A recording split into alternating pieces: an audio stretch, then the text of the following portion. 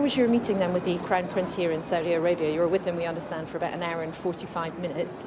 Did you discuss increasing oil production? Was there any progress on that?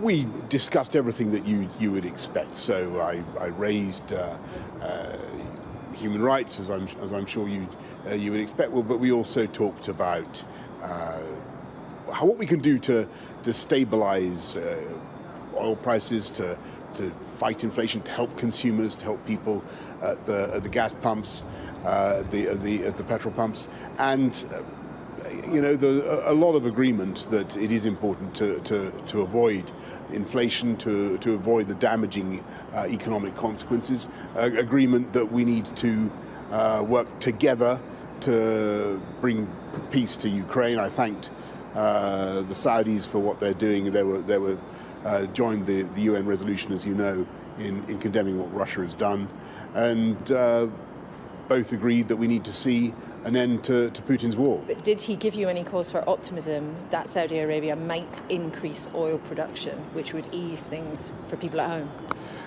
Yes, I think there's certainly an understanding that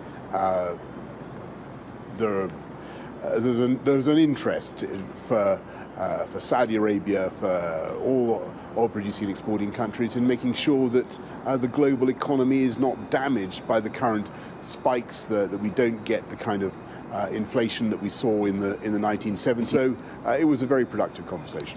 You said there was an interest. Would that mean any kind of decision to increase supply anytime soon? I think you need to talk to the Saudis about that. But I think there was an understanding of the need to ensure stability in global oil markets and gas markets, and the need to avoid damaging price spikes, and a strong global economy, a strong UK economy, which we've got, continuing with a strong UK economy, is very much in the interests of the oil-producing countries as well. And just finally, you say you raised human rights. There were 3 more executions announced by the Saudi government today while you were here on Saudi Arabian soil.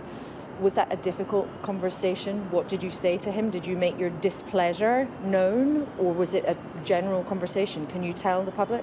I always raise human rights issues, as British Prime Ministers before me have done time after time. I think it's best if the details of those conversations are kept private. They're more effective that way.